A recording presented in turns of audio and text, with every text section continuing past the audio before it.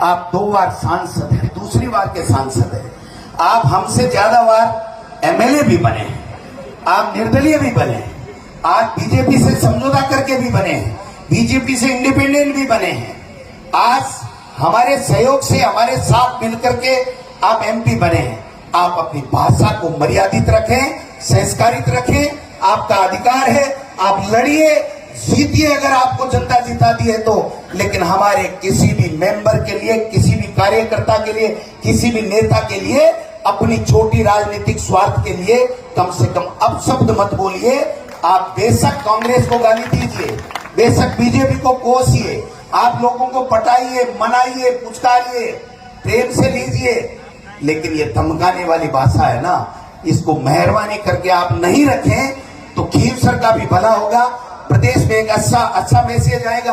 मैं पूछना चाहता हूं उनसे, बलदेव राम मिर्जा जी, रामनिवास मिर्जा जी, नाथूराम मिर्जा जी, वसुंधरा राजे जी, ज्योति मिर्जा जी, रिछपाल मिर्जा जी, परशुराम मदेरणा जी, महिपाल मदेरणा जी, दिव्या मदेरणा जी, हरीश चौधरी जी, महेंद्र चौधरी जी, राजाराम मील साहब, गोविंद डोटासरा, नारायण सिंह जी, अशोक गहलोत, सचिन पायलट, उमेदाराम बेनीवाल और नारायण बेनीवाल, रेवंत राम डांगा, रामेश्वर डूडी, सारे बेकार हो गए आपके लिए। ये कहां से लाए भाई आप? अरे कोई तो भला होगा।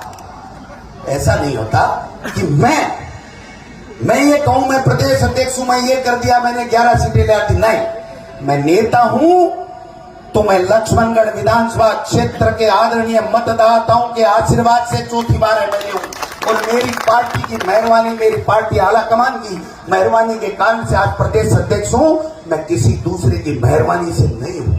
इसलिए मुझे अपनी भाषा में संयम रखना चाहिए, मुझे वही बात करनी चाहिए जो जनता के बीच में करनी चाहिए।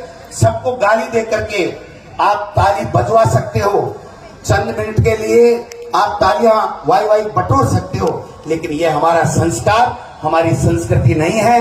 मुझे बहुत अफसोस हुआ जब वो दिव्या मदेरणा जी के लिए पता नहीं क्या क्या अनर्गल बातें कह रहे थे और कुछ 5-4 युवा लोग तालियां बजा रहे थे। मुझे खुद से शर्म आ गई, मैं नीचे जमीन में देखने लग गया कि ऐसी भाषा का प्रयोग एक सम्मानित सांसद को नहीं करना चाहिए।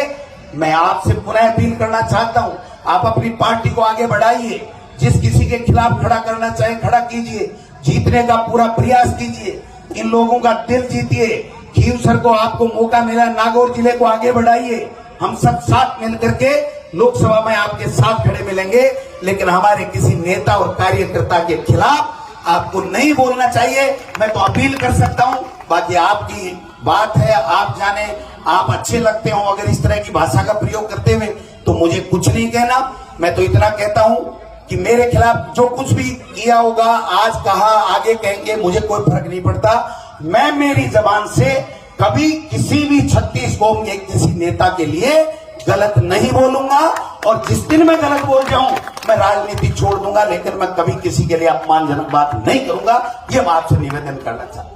हम 36 कौम के लोग हैं, हम साथ रहते हैं और इस तरह की भाषा का प्रयोग करते हैं। चुनाव जीतिए, लड़िए, कोई दिक्कत नहीं, आपका अपना अधिकार है, लेकिन इस तरीके की बात करके आप इस राजस्थान की गौरवशाली परंपरा, संस्कार, शिष्टता, शालीनता, शिष्टाचार, इसको आप दाग मत लगाइए।